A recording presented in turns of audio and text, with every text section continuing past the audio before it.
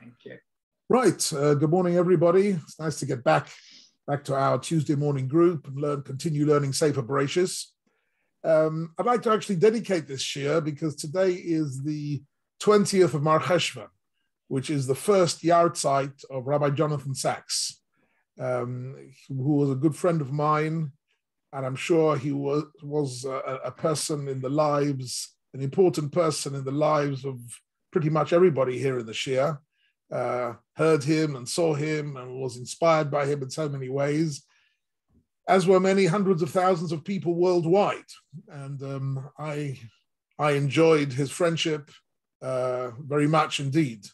During the 35 years that I was in London, 22 of those 35 years, he was the chief rabbi, and we did lots of things together, conferences and meetings and learning sessions and happy occasions and sad occasions, and he was a guest speaker in my shul on many occasions, and we spent a lot of time together. And his loss was a massive shock to everyone. He was the prime of his life, actually, speaking and writing, and possibly one of the very few Orthodox rabbis, maybe one of the only Orthodox rabbis who had a voice on the world stage. But he had a voice which was recognized not only in the Jewish community, but much further than that.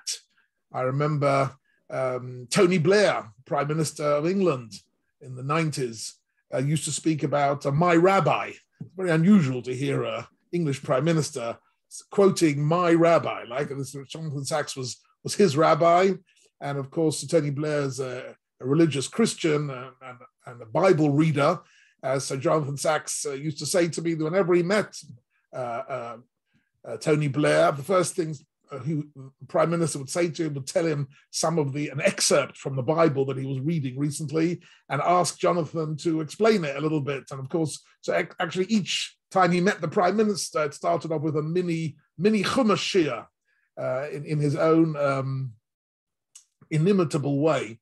He was, in fact, I remember him telling me about I think it was 1995 was the assassination of Rabin, and they took a private jet from London. Blair, Prime Minister, had a private jet going from London to Tel Aviv to participate in the Levaya, and Jonathan Sacks went along in the jet, and there were several other prominent politicians there, and in the flight.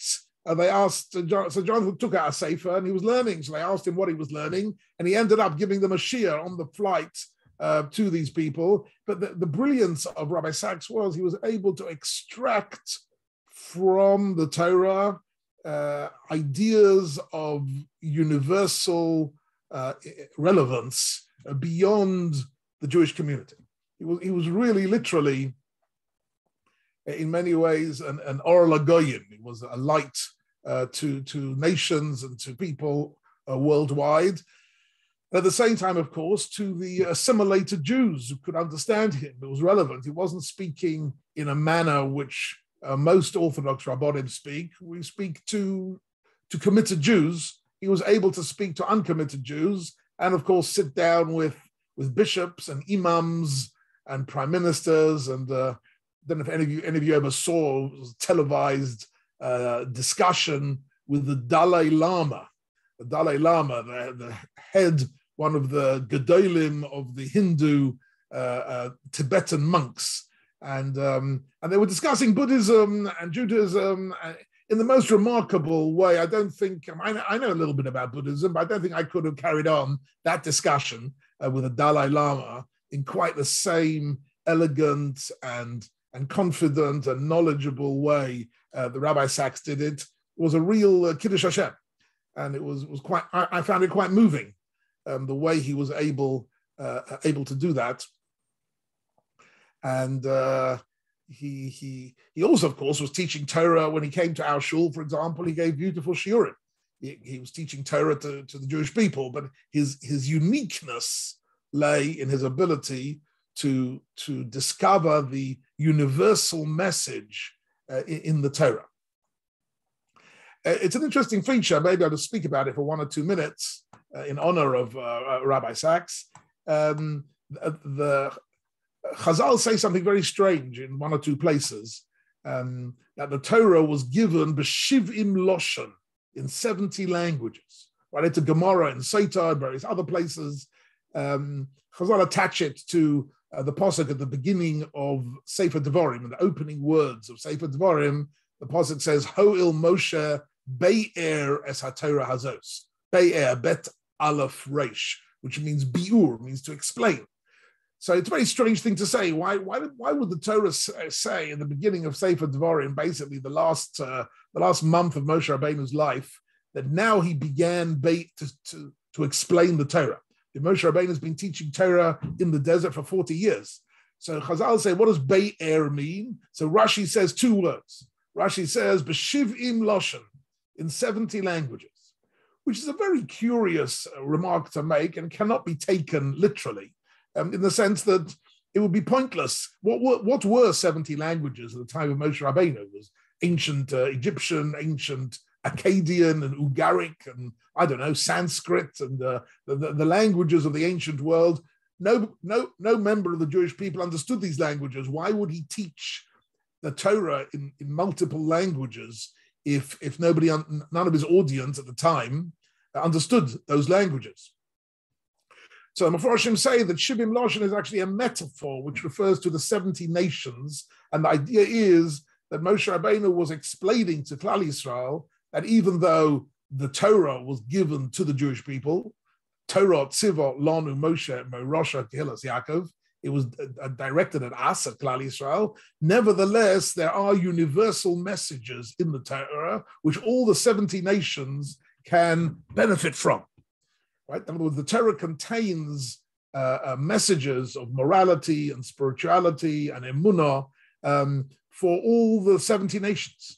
Each nation is able to derive wisdom from the Torah should they want to do so. Now, of course, the truth is that throughout Jewish history, Klal Yisrael have had their hands full simply protecting ourselves from the hostility and hatred of the nations. We haven't had much chance to teach Torah to the nations of the world. But Rabbi Sachs made a very interesting point on a couple of occasions when I heard him speak. I haven't seen this in writing so much, but I've heard him say it a few times, that he said he believed that our generation had an unprecedented situation, which was that, first of all, we had a sovereign Jewish state of Israel, and we had a large diaspora where Jews were both free and affluent, which meant that there were Jewish people in positions of influence and affluence throughout the world, and there were lines of communication open because of the freedom, and that there was a respect for the Jewish people because of the state of Israel, as a result of which he claimed there's a new openness among the non-Jewish leaders to hear Jewish wisdom. And he felt that this was something unique in his generation, in our generation, and opportunities to teach Torah to the Goyim. It's as simple as that. There were very few people throughout Jewish history who prided themselves that they were teaching Torah to the Goyim. I can't think offhand of any significant Rabbonim who said, you know what, my great achievement in life is teaching Torah to non-Jews, right? But Rabbi Sachs somehow coined a new mode of teaching Judaism, which was his ability to extract universal messages from the Torah. And 1 year ago, he left. He was taken from us, and I certainly miss him very much. He added a lot of very beautiful. If any of you, he's got books, philosophical books, which not everybody can read. I remember once when he was speaking at Meir, he said, I just came back from visiting my mother, and as I walked in, and I just published a new book. He wrote about 30 books. I just published a new book, and my mother greeted me by saying, Jonathan, tell me, when are you going to write a book that I can understand? That was her complaint to her son. But his books are really philosophical and intellectual. But I do recommend to all of you, even if you're not in the mood for reading complicated intellectual texts, if you ever have a bit of spare time, just go onto YouTube and type in Rabbi Sachs, And the hundreds of short videos, medium-length videos of magnificent talks that he gave at conferences, at various different meetings, right? Which are really, really a pleasure and amazing to listen to. Really, just the performance of it and the presentation and the production of his way of communicating was quite extraordinary. And it's a pleasure just to sit and listen to his use of the language, the English language. He had a way with the English language which was also quite brilliant. I mean, in general, he was an extraordinary, brilliant person, just in terms of talents. He was a real Balkishan in the true sense of the word, and he knew how to use English in its finest. I remember once when he had just won the Templeton Prize, which is a very prestigious prize for intellectual achievement, and he just become a lord. You know, I don't know if all the Americans here in the Shir appreciate what it means to become a lord. You know, a lord is the glamour and the glory and the social acclaim of it. And we were sitting at a simcha. He was there, and one of the rabbonim asked him, "Tell me, how do you deal with all this praise and all this accolades that you're getting, you know, worldwide?" In the press, he'd been referred to as the chief rabbi of the world. One of the journalists had referred to him as chief rabbi. So he said, you know, getting compliments is not a bad thing, but my advice to everybody is, when you get compliments and people praise you, don't inhale. That's what he said. Don't inhale. You can listen, but don't inhale. What he meant was, you know, the way he phrased it was just beautiful. Don't breathe deep. Don't take it too seriously. It's something which he felt was important. He took his honor as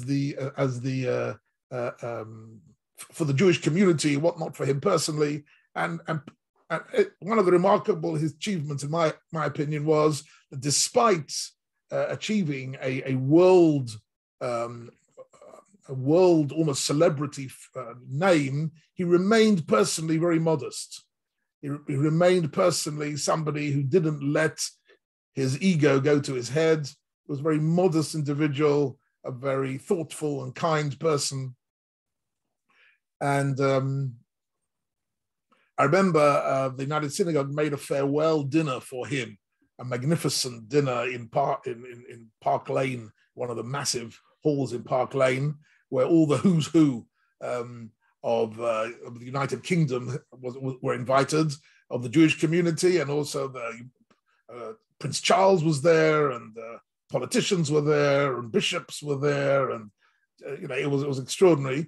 For some reason, I was also invited, and what was interesting was that so at the very end, the community gave him a present of a Sefer Torah. And it was a very moving moment, because the whole thing was very, you know, a lot of prestige and pomp of the evening. And then towards the end, the president of the United Synagogue said, "I'd like to now give the chief rabbi a present." And in walked somebody holding this Sefer Torah. So, of course, all the Jewish people in the hall stood up, because that's what you do when a Sefer Torah comes into the hall. And all the non-Jews were looking around and didn't know what was going. Why is everybody standing up? Has the Queen come in, or I mean, what's happened? Are we singing the national anthem? You can see they were a bit bewildered at all this moment of everybody standing up. Why does everybody stand up for a Sefer Torah? Anyhow, so they gave him the Sefer Torah. He was very moved. He obviously didn't know about it. He was very, very moved personally. And he said something very beautiful. He said, "I'd like to," on the spot, you know, unprepared. He said, "You can see me now carrying this Sefer Torah," he said, "but Chazal tell us, the Talmud tells us, that you only think you're carrying the Sefer Torah. Really, the Sefer Torah is carrying you." This is, the Gemara says about the Aron HaKodesh, that the Ha'aron nosei es nosov, that the Aron HaKodesh carried those people who carried it. In other words, you think you're carrying it, but really it's carrying you. And that was a very, very moving moment. And I don't know if I shared with you in the past, but I'll just finally just share with you the last meaningful conversation I had with him about 4 years ago, which in retrospect was quite a bit sad, actually. I was really, I was agonizing a little bit over whether or not to come on Aliyah about 4 years ago. Most of my rabbinic colleagues told me not to, that to stay in London and continue my work in England. And indeed, most of my community were not particularly happy about the idea of my going, but I felt very strongly, and I wanted to come to Israel. And I thought at a certain point, I thought, you know what, I'm going to have a chat with Rabbi Sachs about it as a friend and see what he thinks. And I went to his house in Golders Green, and over a cup of tea, all the Englishmen here know that you can only have a very important conversation over a cup of tea, right? Over a cup of tea, we sat for an hour, discussed the pros and cons. What would I do if I stayed? What would I do if I left? In the end, he said to me one line, which remains in my head forever. He said to me, I can see that going to Israel, the idea of living in Israel is for you very deeply in your heart and in your soul. He said, and my general policy in life, which I want to share with you, is if something is important to you, you do it sooner rather than later, because nobody knows how long they've got. We don't know how long we've got. Don't say you'll delay it 5 or 10 years. Who knows how many years you've still got? He said, when at the age of 65, I retired as chief rabbi, even though they very much wanted me to stay on, because I wanted to reach a more of a world audience, and I couldn't do that as a chief rabbi. And I felt that I wanted to do it now because nobody knows how long they've got. And sadly, he didn't have many years left. And in those, I think, 7 years from the time he retired to the time he passed away, he managed to really achieve an amazing amount. And he's left his legacy of his books and his videos, which are certainly worth delving into and connecting to. If you have any young people who are maybe going a little bit drifting away from Judaism, one of the most powerful outreach books ever written, in my opinion, is a book that he wrote called A Letter in the Scroll. Actually, A Letter in the Scroll is the title given, I think, by the American publishers. It was originally published in English under the title Radical Then, Radical Now. It's a most remarkable presentation to young people who are born Jewish, but are considering abandoning Jewish life, about why it's a wonderful privilege to be part of the Jewish people. And it has had an impact on thousands of people, and it's worth reading, worth for everybody to read, and it's a nice present to give to somebody who you feel might need a bit of a chizuk in their Jewish identity. He was able to convey Judaism to a wide audience in a very authentic way. I remember once, I could actually speak about him for the whole hour, you understand. It's not my intention, but since it's his Yahrzeit today, the 20th of Mar Cheshvan, I'm allowing myself a few minutes on the subject. I hope you're all interested to hear this. I think it's a very fascinating to know a little bit about a remarkable man. Was once addressing a large secular student audience, speaking about Judaism so one of the students, a young woman, got up in a typical student chutzpahdik way and said, tell me, Rabbi Sachs, do you really believe in God? Do you really believe there's a God, a creator who gave the Jewish people the Torah? Do you really believe that? It's a bit of a chutzpahdik thing to ask an Orthodox rabbi, you understand, in public, do you really believe in God? But he wasn't phased for a minute. But his answer I found was quite remarkable. He said, to say that I believe in God would not be an accurate statement. He said, I don't believe in God. I live with God every minute of my life. I live in God's world. God is my entire world, and everything I do in the presence of God. You can't just say I believe in God as if I'm believing in some proposition that like you believe in a mathematical formula, or you believe in that the world is round, or the earth goes around the sun. That's just a proposition that you believe that it's true. It's not just you believe that it's true. Believing in God means living a different life, and he went on to speak about what does it mean to live in the presence of God 24/7. And I just thought that was the most remarkable response to a chutzpahdik question. And it was very personal as well. He was speaking about how he lives. He didn't use the pasuk because they wouldn't have understood, but what he was doing, he was explaining Shivisi Hashem lenegdi tamid. That's what he was explaining. And he did it in a very authentic and a very modest way, which came over, I think, extremely powerfully. And many people were touched by the way he taught Torah. Those people who lived in England know that, of course, he was criticized a lot across the community about all the things he should have done and didn't do, things he did do and he shouldn't have done. But that's the nature of public life. I don't think he was ever derailed by any of it. We occasionally discussed various things that he was criticized for, but that's the nature. Whenever you do something a little bit innovative, that's the price you pay. But certainly he left us, I say, with a wonderful legacy, and everyone who knew him was enriched by his knowledge. That's it. That's my little impromptu sort of hesped on the first yahrzeit of Rabbi Sachs. It was Shabbos Parshas Vayera that he passed away a year ago, and a great loss to Klal Yisrael and to all people of faith and morality worldwide. He was the great. I gave his books as presents to non-Jews who were immensely impressed. They never read anything like it before in their life, right? I remember I once had a doctor, non-Jewish, an Indian doctor, a Hindu doctor, and I gave him a present of a book, Jonathan Sachs's book. I think it was Faith in the Future.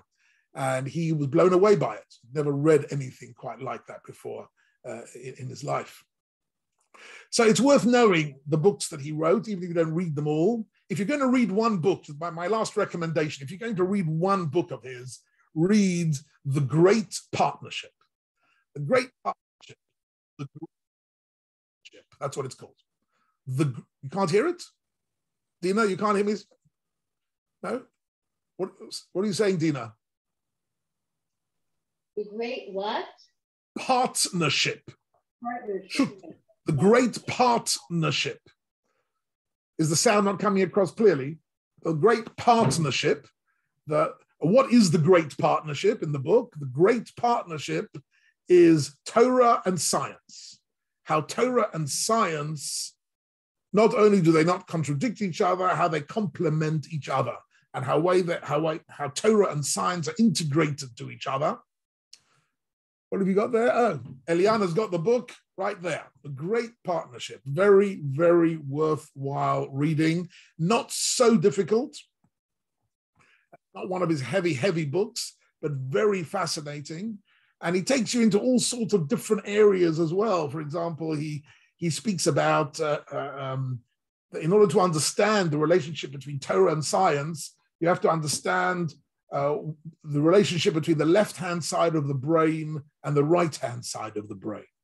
Now, that whole topic of left-hand side of the brain and right-hand side of the brain is a very fascinating topic, which has only really been written about in the last 20 years.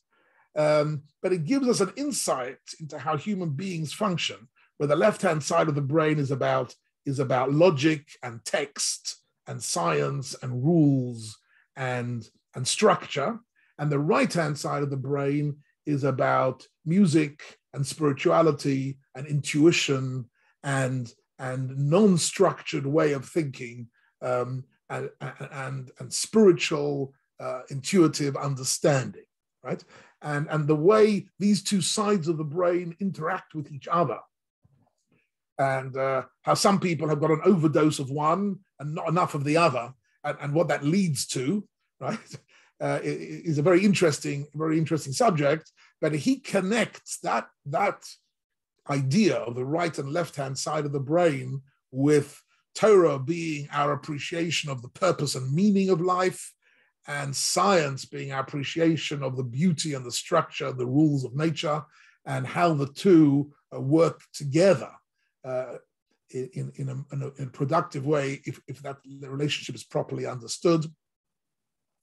And how there could never, even in theory, be a contradiction between Torah and science, like there could never be a contradiction between mathematics and music, right? Or between physics and poetry. You can't have a contradiction between two disciplines which are really dealing with completely different topics on a different level, right? Music is about music, and science is about the rules of nature.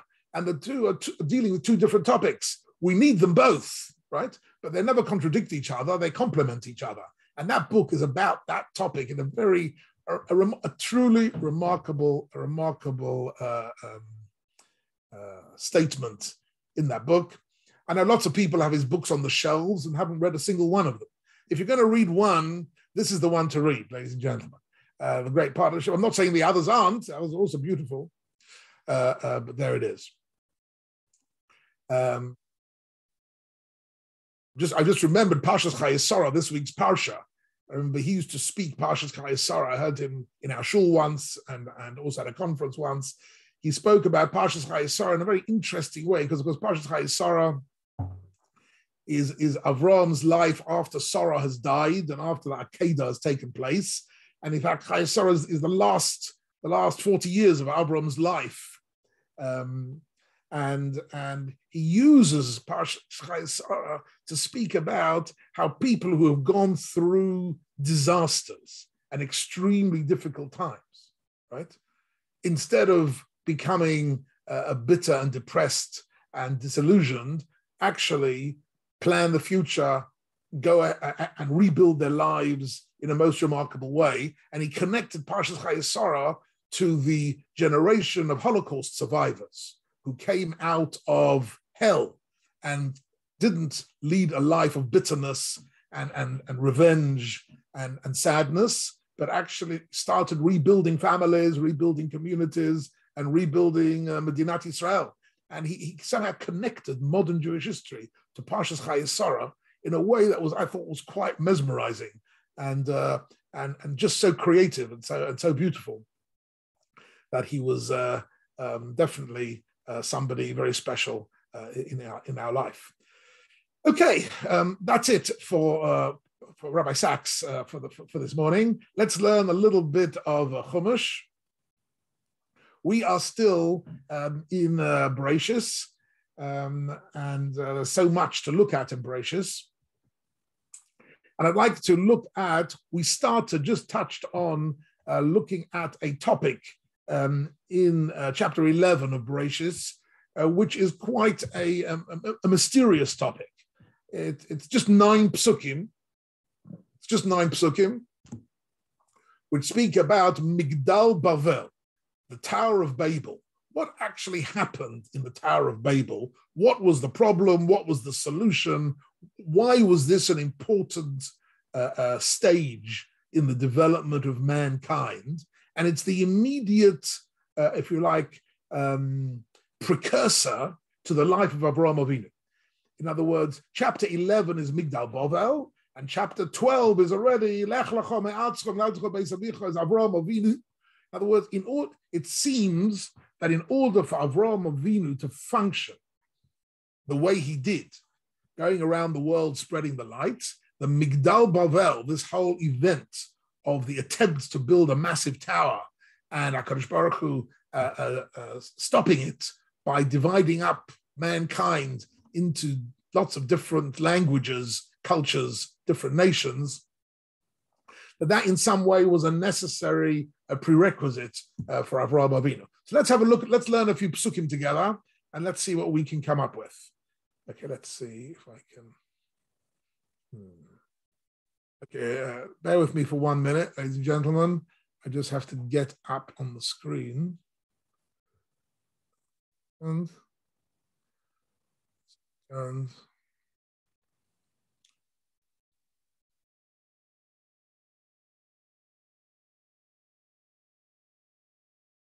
Minute.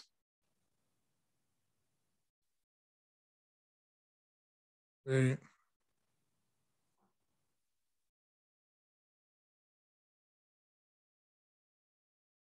Can you see it? Can you see a text?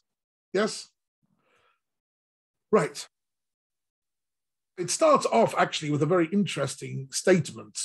Chapter 11. By he kol ha'oretz. Of course, when it says here oretz, it means the world. We're talking about we're talking about the world maybe a couple of hundred years after the Mabul, after the flood, right? So we're talking about the world as it existed, the descendants of Shem, Cham, and Yafes, and all their descendants, several generations, a few hundred years after Migdal Bavel, and it says everyone on earth had the same language and the same words, right? They were all speaking the same language. Now, the Torah doesn't tell us what language it was, but Rashi says two words, right? Rashi says Lashon HaKodesh. Can you see this? Rashi says Lashon HaKodesh. So this is the assumption of Chazal, and indeed the assumption in the Gemara that the Hebrew language is in fact the mother language of mankind. Academics don't tend to go down that route, but that is the assumption of Chazal. Actually, interestingly, in the book, The Great Partnership, there is half a chapter of his which deals with this question about the origins of the Hebrew language and other ancient languages, and he connects, actually, interestingly, this whole issue of the right-hand side of the brain and the left-hand side of the brain to the difference between writing from left to right and writing from right to left, right? It's really interesting. It's got some interesting ideas on that subject. As we all know, Hebrew is written from right to left, and he considers that significant. But anyhow, the original language was Lashon HaKodesh. According to Chazal, Lashon HaKodesh was the language that Adam and Chava spoke, that HaKadosh Baruch Hu spoke to them, that all the dialogues that took place pre-Migdal Bavel were all done in Lashon HaKodesh, in the Hebrew language.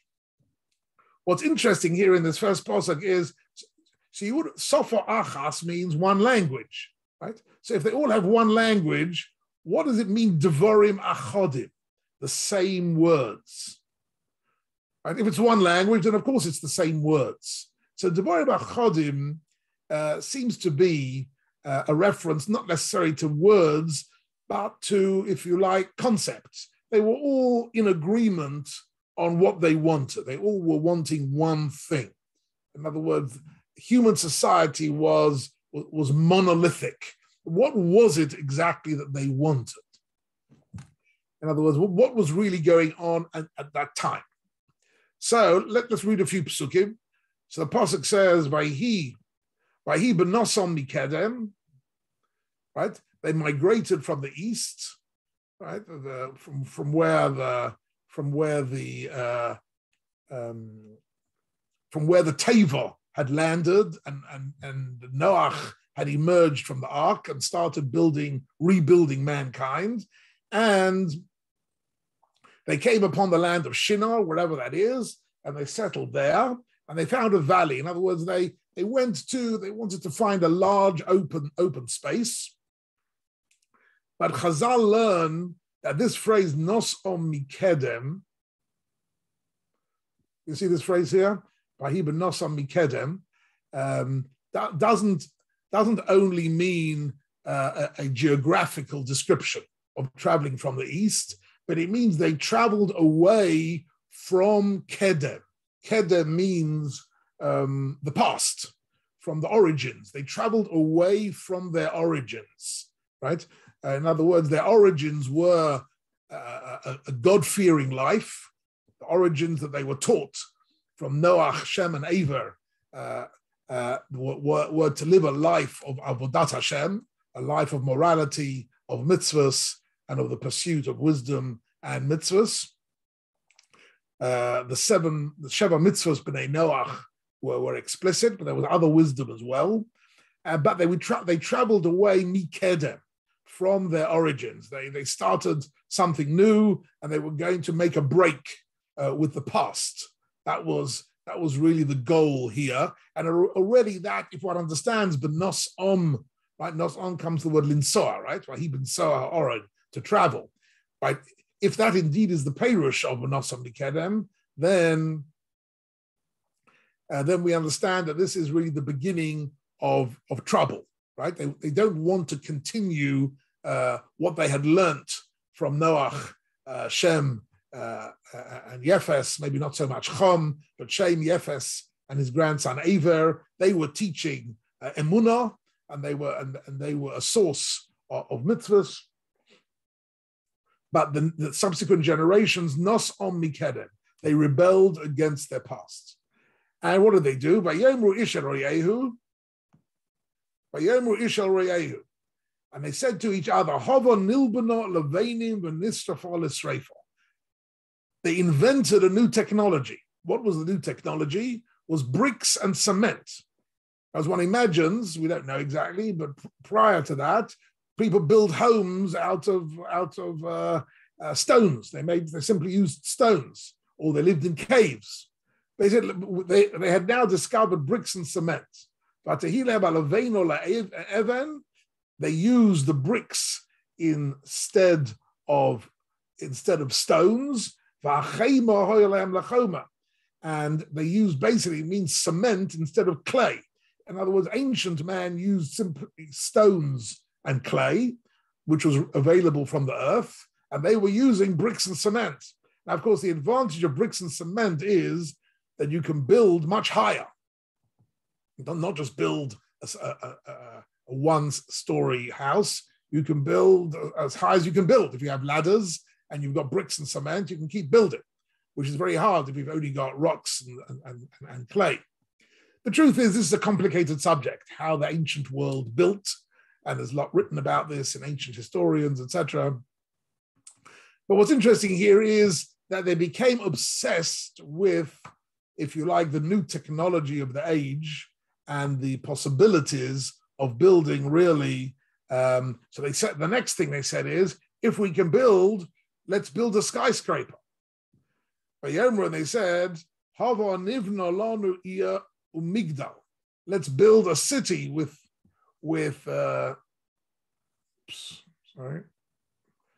let's build a city. Nivne lanu ia. And this is an interest, I'm going to show you in a minute in some of the Mefarshim. This was a transition of mankind. In other words, mankind until now had been living a completely agricultural existence, tending the earth and tending the sheep and cattle, and but an ear, a city, was a whole new development, and not only a city umigdal. They wanted to have a migdal, right, a tower, v'rosho bashamai, and reaches the heavens. And of course, this is, excuse me. Of course, this is a very interesting phrase, migdal v'rosho bashamayim, because clearly, of course, they didn't believe they could go up to the heavens. But rosho bashamayim means, in some sense, that this, because the word shamayim, as we all know, in Lashon HaKodesh, has this very beautiful ambiguity to it. It's got different layers of meaning. On one level of meaning, shamayim is a reference to the sky. On the other hand, shamayim is also a reference to HaKadosh Baruch Hu, to the spiritual world. Right? When we speak about yirat shamayim, we're not referring to fear of the sky. We're not afraid that the sky is going to collapse. We're talking about yirat shamayim. We have awe of the presence of HaKadosh Baruch Hu.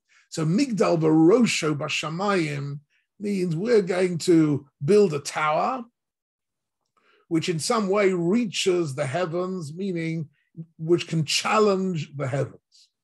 This is the migdal v'rosho bashamayim. And here comes the next very interesting phrase, which is v'na'aseh lanu shein. What could that mean, na'aseh lanu shein? Anybody have any offers on what na'aseh lanu shein could mean? What does it mean? Let's make for ourselves na'aseh lanu shein. What could that mean in this context? We'll make for ourselves a name, right? Make for ourselves a God. Yes, right, very good. Make for ourselves a God. That shame, we speak about God as Hashem, the name, right? And basically what they're saying is, Na'aseh lanu Hashem, let's make a new name. I want to show you an interesting Gemara. This is a Gemara in Sanhedrin, Daf Kuf Tes, where the Gemara says, look at this. Tanya Rav Nosson Omer, Kulam l'shem avoda zara niskavnu. Can you see this? Oops.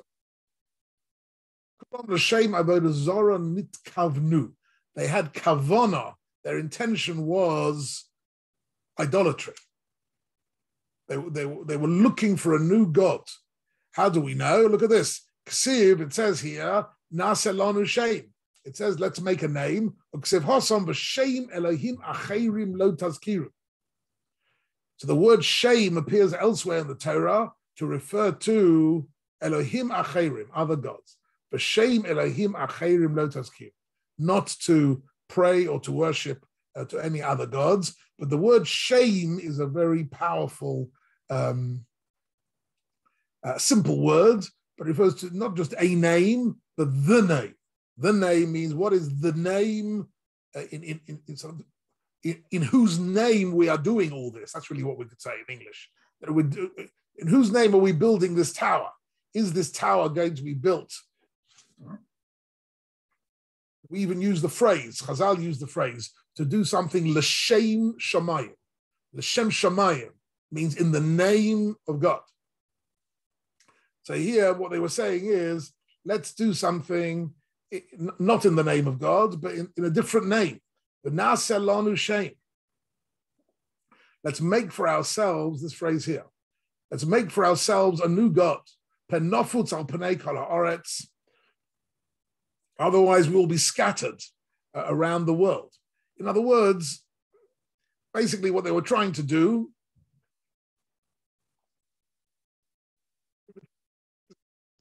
second, thereabouts has been written in the secular world about speculation about the evolution of human society. A lot of people over hundreds of years have written books about how human beings started off as hunters and gatherers and cavemen and primitive men, and later on developed a social life and got together. And but all the secular writings, of course, are written simply. It's all speculative. They've just got little bits of maybe evidence, what they think is evidence from various archaeological sites. And there are different ages, all speculation based on archaeology. But it's not really done from a point of view of from the Torah point of view. The ancient man did not start from zero. On the contrary, ancient man started from Adam HaRishon, who was a great individual, and Noach and Shem and Ava, who were great people, right? And in actual fact, later generations were a deterioration rather than progress. In other words, in the secular world, they would like us to, they like to believe that actually the whole of human history is a story of progress, right? That we've progressed from cavemen to gatherers, hunters, to warriors, to city people, and somehow that is progress. That's moving in a good direction. In actual fact, what the Pasuk here is saying is that moving from village life to city life, from a spiritual point of view, was a spiritual deterioration, was spiritually downhill. I want to show you a few interesting sources on that. It's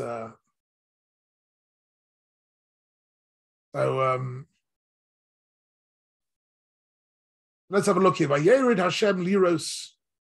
Vayered Hashem liros es ha'ir. And this is always a very interesting phrase that we find in the Torah in a few places, that HaKadosh Baruch Hu came down to look at the city and the Migdal. Asher banu b'nei Adam. What does it mean God came down to look at it? God doesn't go up, but he doesn't go down. What is the vayered? What is the implication of the word vayered in the Torah? That HaKadosh Baruch Hu came down to look. So I want to show you something very interesting here. Have a look in the Sforno. So I want to read with you a little bit of Sforno. So the Sforno reads, vayered Hashem liros. Right, everybody with me? Vayered Hashem liros.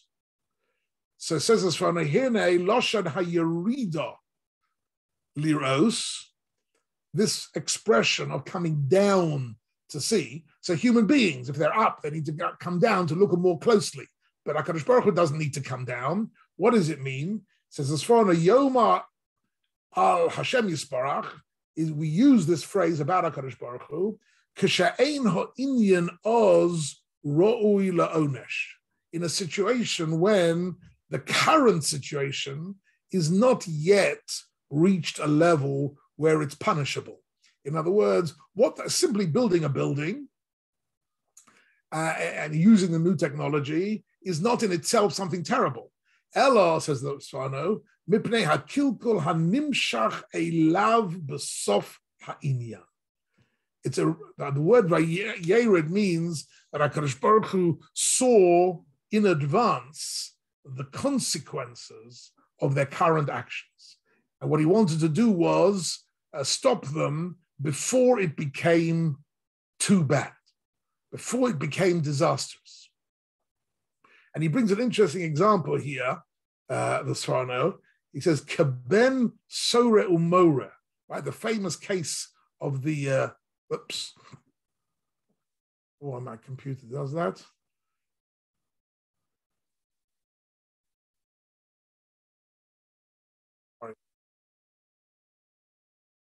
He says here, Ben Sore Umore, Sha'omru Yordo Torah L'Sof Data. Everyone remembers the Ben Sore Umore parsha in the Torah of the rebellious son who's considered to be a dangerous person, even though he's done nothing terrible yet, but he's exhibited signs of future violence. He's exhibited signs that in the future he will not be able to control his violent passions and his desire for self-fulfillment. He's not able to control himself, and therefore he's a dangerous individual. The Sforno here is simply using this Gemara to use the word Yorodo. You can see this word Yorodo means to go down, meaning that even though the current situation of this boy, who is just a bar mitzvah boy, but nevertheless the Torah Yorodo L'Sof Dato understands what will eventually be the consequences of this individual. So he says the Sforno, Inyan. I've just my own ad hoc translation here. The expression God comes down refers to a situation where God looks at the final outcome. Even though the present situation is not too bad, it will definitely result in a disaster. Similarly with Sodom. In other words, the disaster, there was not an immediate disaster with the Migdal Baal. They hadn't yet done anything terrible, but they were laying the foundations for a lifestyle of mankind, which would inevitably lead to disasters. And this, the Mefarshim say, just by the way, why is this an interesting, if you like, parsha after the flood? Because HaKadosh Baruch Hu promised Noach that he would never again bring a flood to destroy mankind. How can he be sure that he will never need to destroy mankind again? Maybe mankind again will reach this low ebb, or this low level, that they will lose their raison d'etre, their reason for being. So the Migdal Baal is an answer to that. In other words, HaKadosh Baruch Hu in some way prevents this spiritual deterioration taking place. So Migdal Baal was actually a preventative measure. It's a very interesting case in the Torah of a preventative measure. In order to prevent them joining forces to achieve something bad, he split them up in such a way that they were then in conflict with each other, so that they would use all negative energies conflicting with each other and wouldn't achieve their bad goals. Their bad goals were to rebel against God and to rebel against the value system that they had learned from earlier generations. So he says here, so then the Apostle says, "Vayoba Hashem, hein am echad v'sofa achas lekulam." They're only able to achieve this goal of building this massive city and massive tower and coming together with an intention of serving another god and rejecting the avodas Hashem of the earlier generations. They're only able to do that because they're all united together. What we're going to do is we're going to split them up. The Ata now, right? Nothing that they propose will be out of their reach. They'll be able to do everything they want because of their united strength. And this is a very, very fascinating topic, which Chazal mentioned on a few occasions.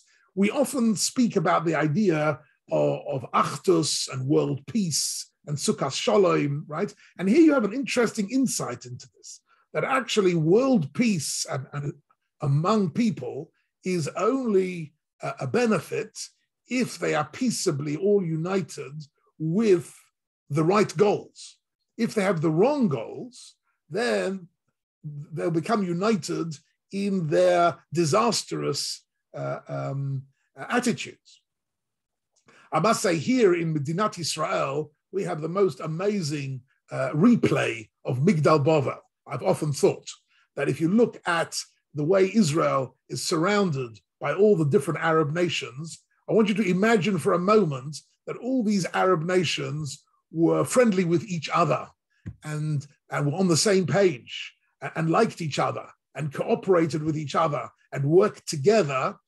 The whole of Medinat Israel would be totally an impossible enterprise. We rely on the fact that the Syrians hate the Jordanians, and the Jordanians hate the Lebanese don't speak to the Egyptians, and the Egyptians hate the Iraqis, and it's the internal hatreds and competitions and the divisiveness among our enemies, which has enabled Medinat Yisrael to come into existence in our generation. And this is an exact replay of Migdal Bavel. Migdal Bavel was a situation where they were all united, and together they were going in the wrong direction. Together they were going to build one big, massive pagan society built around technology and Naseh Lanu Shem, and this was going to be then an impossible situation. And HaKadosh Baruch Hu had already promised that he wouldn't destroy the world again. So what he had to do, he had to bring in a remedy. He had to forestall this taking place. So instead of wiping them out and instead of punishing them, what he did was he introduced machlokas. He introduced different languages. They couldn't communicate with each other. They had it wasn't just languages. It was different cultures, different values. And HaKadosh Baruch Hu in some way introduced disunity among Klal Yisrael. And there's one very interesting Maimah Chazal, which I just want to end up with, which I think the Kliyaka brings down here. I can find this for a second. So have here the Kliyaka. So he says, "Vahi kol sofa achas dvarim achadim nirim advarim shekol by se'aflaga." To understand the whole Dor Haflaga. That is the name given by the Mishnah to this generation. It's not called Migdal Bavel, it's called Dor Haflaga. The word Haflaga comes from the word Pilugim, which means to be divided up into different groups. In modern Hebrew, for example, in the political world, we speak about political parties, miflagot. Miflagot means different units to disagree with each other. He says, if you want to understand this properly, you have to understand a Mishnah in Sanhedrin, which says as follows, and this is really the key to understanding this whole of Migdal Bavel, and with this we'll end for this morning. The Mishnah says, Kanos la-Rashayim. Kanos. What does the word kanos mean? A kinus. A kinus is a conference where everybody comes together. It says, Kanos la-Rashayim. Coming together for Rashayim, Ra lahem, is bad for them. Why? Because they encourage each other. V'ra la'olam, and it destroys the world. Right? But Pizu la-Rashayim, if Rashayim are scattered and disagree with each other and fight each other and can't work together cooperatively, that is Tov lahem. It's good for them because it means that their negative aspirations are not reinforced by others similar-minded, but Tov la'olam, and it's good for the world. In other words, the world benefits from the fact that Rashayim, people with evil intent, people with destructive and negative intent, immoral and corrupt intent, it's good for the world that they don't get together. Once they get together, that is a situation where they encourage each other, and that is basically the principle of the whole of the Migdal Bavel and Dor HaFloga story, that HaKadosh Baruch Hu wanted to bring disunity among Rashayim, and by that weaken them, right?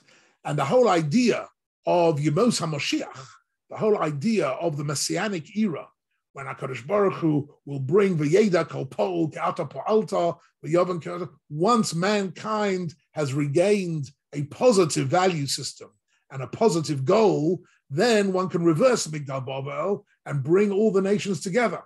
Right? To bring all the nations, V'yasu kulam agudo achas, lasis ritzoncha, b'leiv of shalom. Right? That when we say in V'chein tein pachtecha Hashem elokeinu al kol ma'asecha, the whole concept of the unity of mankind can only be predicated on mankind finding a positive spiritual value system. If their value system is completely secular or idolatrous or in some way egoistic, then or violent, then it's better for them and it's better for the world not to have world peace. In other words, it's not always a good idea. Achdus, unity, is only good if people are united for the right purposes. Migdal Bavel is an exercise in people getting together for the wrong purpose, and therefore HaKadosh Baruch Hu destroys the unity and thereby weakens them. I must tell you, incidentally, in the world in which we live today, the internet has actually created a major problem exactly in this line. In other words, if you have one or two people around the world, if you have one or two people in the city who have intentions, I don't know, to build a bomb or to destroy mankind, so he can't do much. But the minute he can get online and he can find that worldwide there are a few hundred people who think like him, they can then get together online and do terrible things. So in actual fact, the internet has united also quite a lot of negativity in this world and strengthened the hands of people who are planning and who have negative intentions. And that is one of the price we pay nowadays for modern technology, because in a sense, they all speak one language. What is the one language? The one language is Google language. That's the language. And that unites mankind. And that's not always a blessing. If people are united in order to bring blessing to the world, then that's a wonderful thing. But as I say, if all the Arab nations in the world were united and loved each other and shared their values and shared their culture, then life would be impossible, not just for the land of Israel, but for the whole of civilization. If they were all working together and sharing information and fighting together and cooperating smoothly with each other, life would be impossible for us. It's a bracha from HaKadosh Baruch Hu that they hate each other and they're fighting with each other and they misunderstand each other and they misread each other. That is something which is a blessing, which from HaKadosh Baruch Hu, which enables us to live here in Medinat Yisrael. Okay, that's a thought for the day. A little bit about Rabbi Sachs, a little bit about the Migdal Bavel, a few psukim, a few rishonim, a few gemaras, and that's your thought, something to think about for today. Please God, next week we'll get together again. I can't tell you how nice it is to see you all here. It's really wonderful to get back together again. And sorry, just somebody who I told him he could call me at 11:15, and I wish you all the very best. Nice to see you all. You can unmute yourselves if you like. It's, brilliant, Rabbi. Thank you.